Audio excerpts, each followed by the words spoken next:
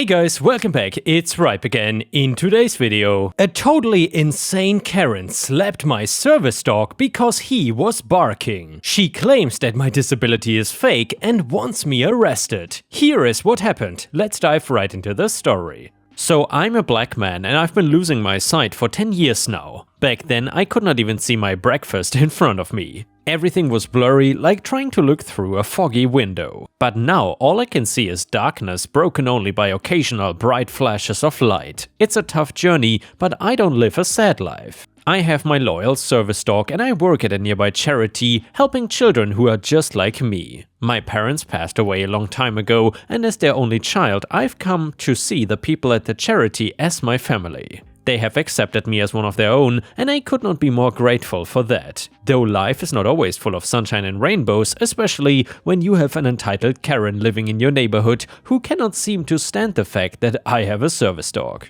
She thinks that I am faking my blindness or I'm using it as an excuse. She has called me names, accused me of taking advantage of the system, and even tried to have my dog taken away from me. I don't even understand what her problem is. She does not target anyone else, does not have a problem with anyone else's dog but mine. The dog that is a necessity for me gets on her nerve for some unknown reason. I honestly believe it has little to do with my dog and more to do with her views on my race and my disability. Whatever it is though, she absolutely hates me and my dog, what a sad existence that is. So this Karen moved into our neighborhood a year ago and ever since the first day she had been hell-bent on making my life a walking nightmare. At first she made mean comments when we bumped into each other. It was like she thought that just because I was blind, it also meant I could not hear her whenever she would comment about how people like me were an abomination and how we expected the world to supposedly conform to our problems, how our dogs were more hazardous than useful, etc. Once, our local grocery store had a new employee who did not know that the owner had allowed me to have my service dog with myself. When the new employee pulled me aside, I simply dialed the owner's number and have him clarify that he himself had seen how well trained my service dog was. However, Karen saw the scene and whispered to others how I was threatening the new employee to have him fired for not letting my glorified pet in the shop. The matter was solved in just a few minutes, but Karen continued to stalk me around the shop and warned the other employees that they should ask their boss to ban me from the shop. This is just one of many instances when Karen had tried to stop me from living a normal life. The folks at my charity told me to be careful around her and to call them if I needed help. However, I had ignored all that not because I thought she was harmless, but because there was no point in confronting her when people like Karen are so far up in their own rear that they would not listen to anyone. So I just kept to myself, focusing on my charity work. I also talked to my neighbors who were a nice Indian couple. I told them how Karen was making me feel unsafe in the neighborhood and all about her passing comments on me and my dog. They listened as I told them how Karen's actions were making my life uncomfortable. Mr. Patel, the husband, said he was sorry I was going through this and promised to keep an eye out for any trouble and told me to ask for help if I ever needed it. It did not take long for Karen to do something that went way too far. One regular day, Karen and I crossed paths again, but this time it was not just a mean comment under her breath. She seemed determined to make sure I heard every cruel word. I could sense her stop for a moment and then she started walking behind me. She was way too close, I could almost feel her warmth right behind me. Before I could do anything, my service dog barked at her. It was not a loud bark, just a single one to let me know that there was someone unfamiliar nearby. I was shocked and really angry when I heard her quietly curse, followed by a loud slap and my dog crying. I immediately bent down towards where my dog was and held him close as he whimpered. For a second I could not believe that this crazy Karen had actually slapped my dog. I yelled at Karen demanding to know why she thought she could lay a hand on my dog, but this jerk of a person responded by threatening me. She said if I dared to raise my voice again, she would not hesitate to treat me like the dog that I am. She just kept spewing hateful words saying that ugly disabled people like me were making our neighborhood a dirty place. She said that people like me should stay home if we couldn't go out without a stupid animal attached to us. And also how we are a sore sight in this otherwise beautiful place. Mind you, she said all of this quite loudly, so loudly that before her hurtful speech was even finished, Mr. Patel arrived with some other neighbors.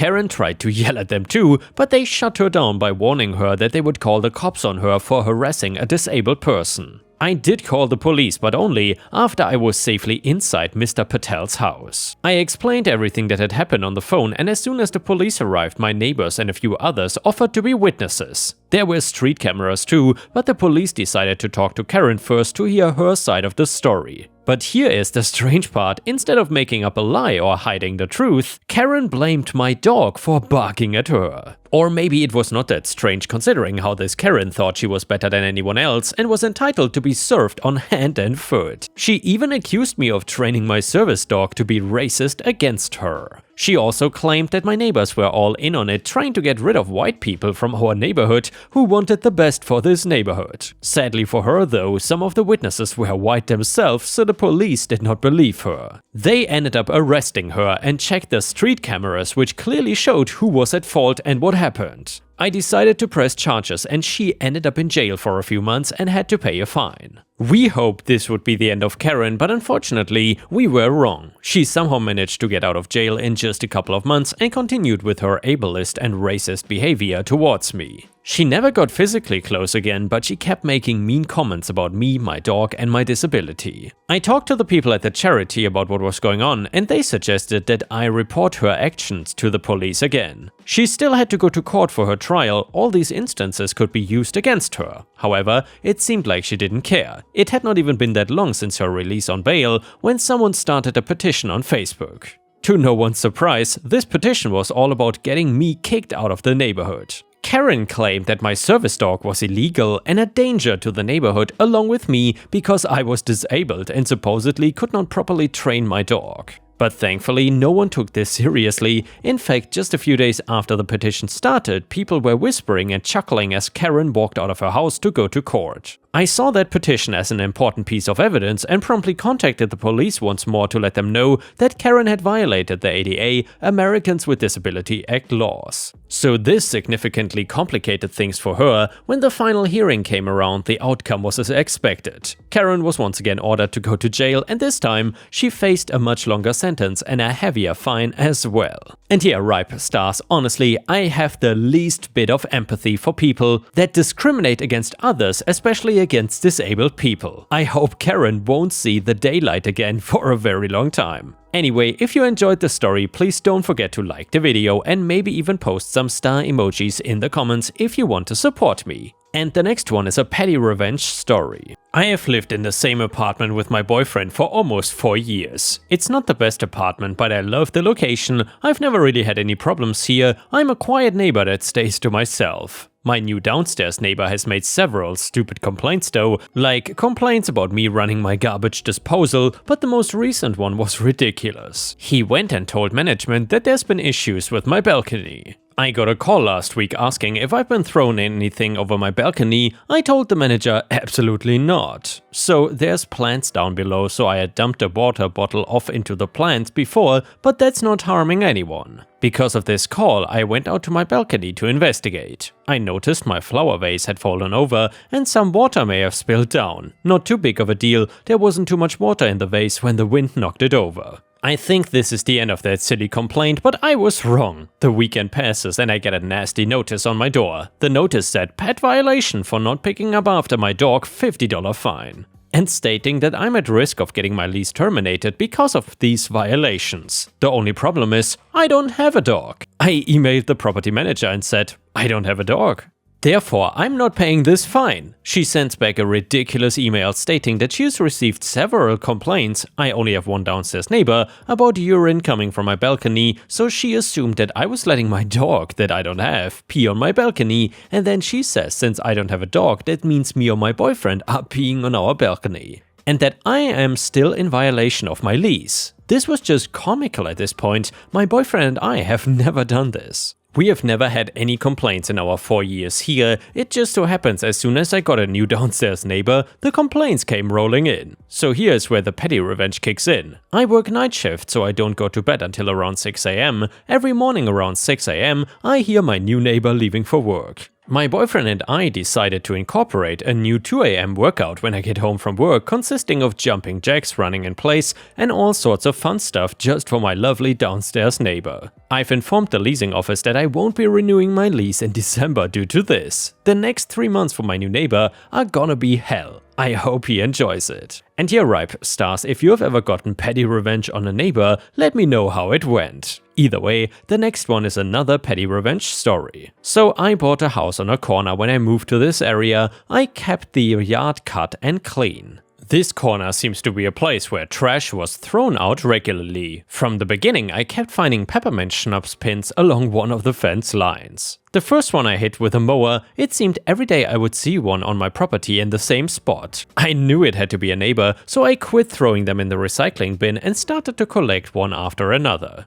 I hope to eventually find whoever had this bad habit. I filled one huge contractor bag and then one turned into two. One day I was off early and trimming the hedges by the house. Then I heard it, a thud followed by something hitting the fence. I finally caught the litter bug. Now I have the car and driver. I jumped in my truck and headed to the direction the guy went. He just gotten out of the car and went inside. I drove back home and loaded the heavy bags of glass pins. Later that evening, I went to this man's house and there was another car in the driveway. I got out, rang the doorbell and walked back to get the bags. An older woman answered the door as I was coming back and she asked if she could help me. I said yes and I told her that I've dealt with this problem and I was tired of it. The husband had now come outside. I took one bag and dumped it on the driveway. Bottles broke and flopped around. I grabbed the other bag and did the same. I told them that I was sick of picking up after him and I'd better not see another pin in my yard. She immediately turned to him and started yelling. Apparently he had a bad drinking problem and promised that he quit. He would down the pint before he got home and my yard was his dumping zone. I never did see another bottle of schnapps after this. And now, Ripe Stars, let's turn to an Am I the A-hole XXL story, and it is very interesting. It is titled, I found my husband and sister naked in my kitchen. So I saw my husband and my sister naked in my kitchen. I cannot move. If I move it, it becomes real and I have to accept what I saw and think of what is next. So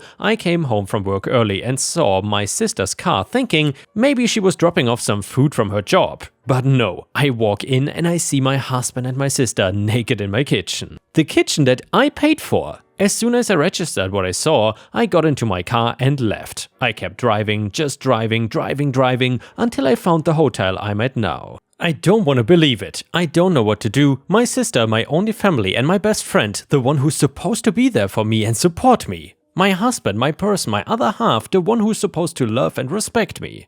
The two most important people in my life have ruined everything. I've blocked them both on my phone. I don't want to hear any of the BS excuses they come up with. I don't want to confront this. I want to go back to this morning when everything was fine. Comment number 1. Unblock them and just let their calls go to voicemail. Turn the ringer off for each of them in your contacts. That way you can get recorded proof of their apologies and excuses via voicemail. You may need that type of proof for your divorce. Comment number 2. Just from a banking standpoint, I work at a bank. File legal documents intending to separate, open an individual bank account, start your paychecks going there after you have filed your separation papers.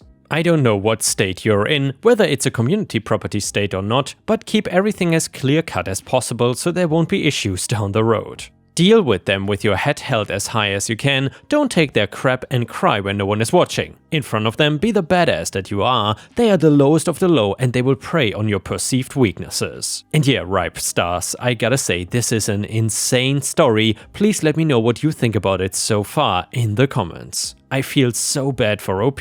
Anyway, thankfully, we have quite a few updates for this story. Update number 1, I think I did not need to explicitly say this, but by naked I meant they were butt naked and ducking in the kitchen. I admit mentioning that I paid for the kitchen was odd and kind of funny, but anyone that knows me knows that the kitchen is my pride and joy, so yes, when I saw my sister and my husband doing it in my kitchen, it stuck with me, and yes, they did see me. When I got to the hotel, I cried for a few hours and then I just wanted to tell someone, anyone. The two people I would talk to when something happened in my life were the two I needed to talk about, and it was 11 something in the evening, so I was not gonna disrupt my friends' evenings and burden them. Instead, I came to Reddit thinking not many would see it. I know I only commented once, it's because I had so much to think about and do. I appreciate all the love and support. However, one comment I did see a lot was to unblock them and keep the text and calls as evidence, so I did do that. After posting and another good cry, I knew that I had to get my crap together. I did not have my sister or any family to help, so I had to do it myself. I started researching what my next steps were, and in the morning my friend called me saying my sister contacted her wondering if I'd been in contact with her. I told her what happened and she very kindly offered her spare room and her day off work to help me sort stuff out. I called in sick at my job and my friend helped get things done. I got in contact with my friend who works at a bank and she helped me start sorting out my financials. My friend also found me a lawyer to consult with. After my phone consultation with the lawyer, I was so overwhelmed. I know now why so many women don't divorce their cheating husbands. It is such a lengthy, expensive and emotionally draining process. I fortunately make a stable income and can support myself, and we fortunately don't have kids. I have to remember that things are not gonna happen in one day, it will all take time. As for the house, unfortunately, his parents did buy it for us, and to be honest, after what I saw, I don't want it. I will try to get reimbursed for my beloved kitchen, otherwise it can burn for all I care. This has been super draining, but I knew I had to talk to them. I already knew there was no coming back for my husband, and when I checked his messages, they were exactly what I thought they would say. I'm sorry, it's not what it looks like, we didn't mean for it to happen, please come home. I love you, blah blah blah, just absolute BS. A small part of me thought maybe I could find it in me to forgive my sister, as we only have each other, but after I opened her messages, all hope was lost. She used the same excuses we heard our father use when he cheated on our mom and beat us. She said the same things our mom would say when she would excuse our dad's behavior and also beat us. I spoke to her this morning and asked her to tell me straight up who, what, where, when and why. She told me back in July when I went on a girls' trip she was at our house and joked to my husband that I would cheat on him on the girls' trip because that's what always happens. He said nah, and they joked about it, but she said he could get even with me and they ended up doing it once. One time then led to 2 to 3 and then to whenever they could do it. There was never any evidence or signs or anything that I was going to or even thinking of cheating. I told her we were done and there is nothing she could do to bring us back together. I later received a call from an unknown number. It was my mom, who I haven't spoken to in 7 years. It turns out my sister has been in contact with her and told her what happened, and my POS mom, the same woman who beat me for breathing wrong, had the audacity to say this is what I get for taking her daughters away from her. It hurts so much. I know things are gonna get messier and there's gonna be a long few years. I've now lost all my blood relations. I need to get all my crap together and find a new place. I want to show them that I can and I will thrive without them. Again, thank you all from the bottom of my heart for the love and advice. Final update: since so many still ask for an update, I've already shared a big part of my life, I may as well give another update. Back in October my life was in chaos, but I was determined to soldier through it and show them that I can make it without them and succeed.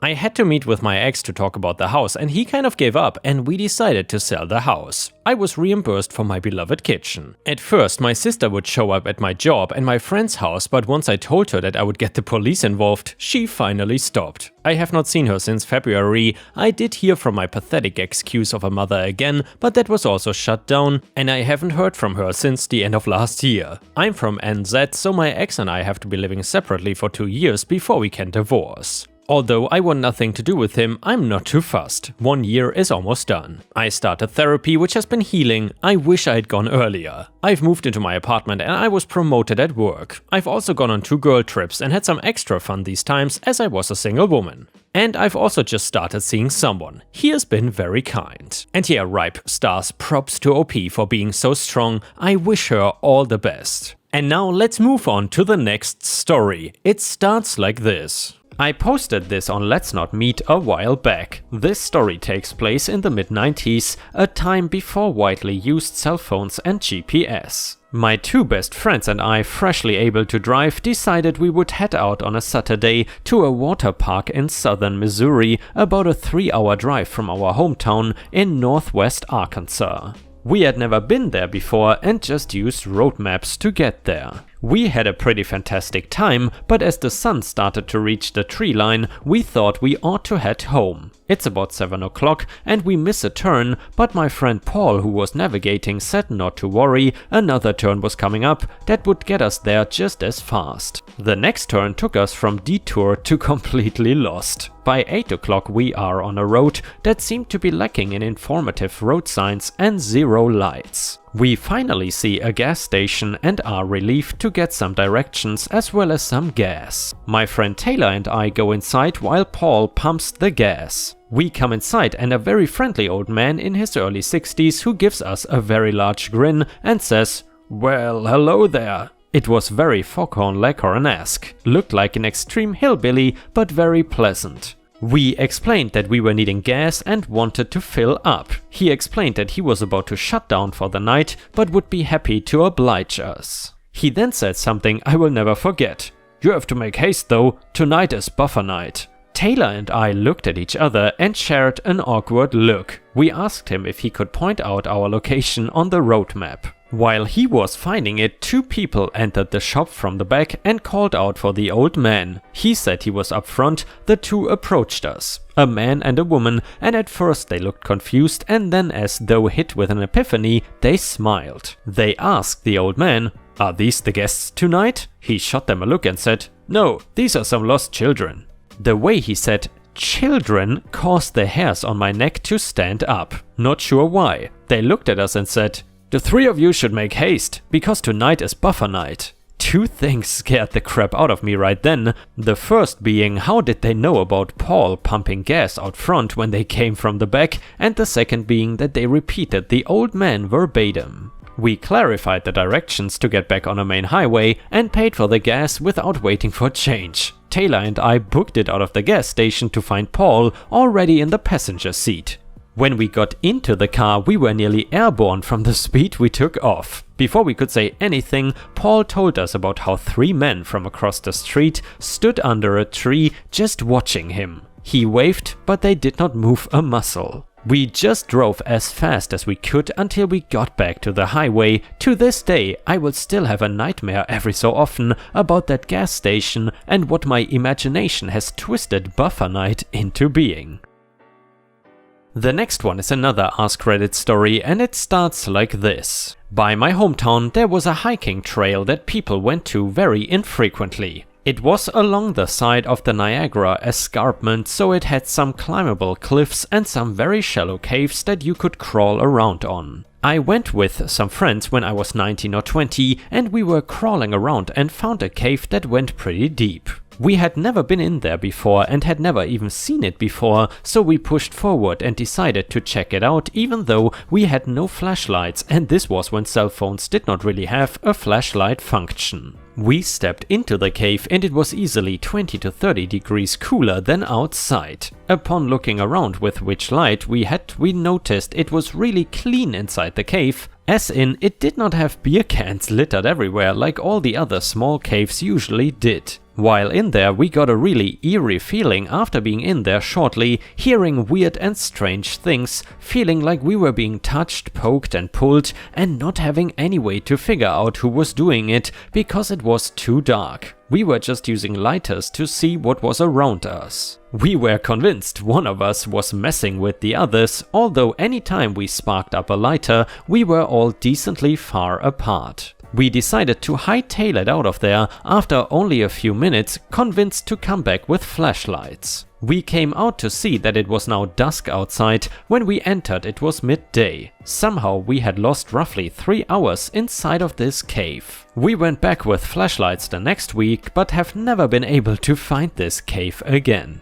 Edit: I got 8 PMs asking where this is. It is in Wisconsin Oakfield Ledge if you wanna check it out. And with this, we have reached the end of the video. However, if you cannot get enough of my content, please check out my endless playlist, where you can find thousands of hours of content. In addition, please don't forget to subscribe to my channel to not miss any of my daily uploads. Thank you so much in advance, and I hope to see you again tomorrow.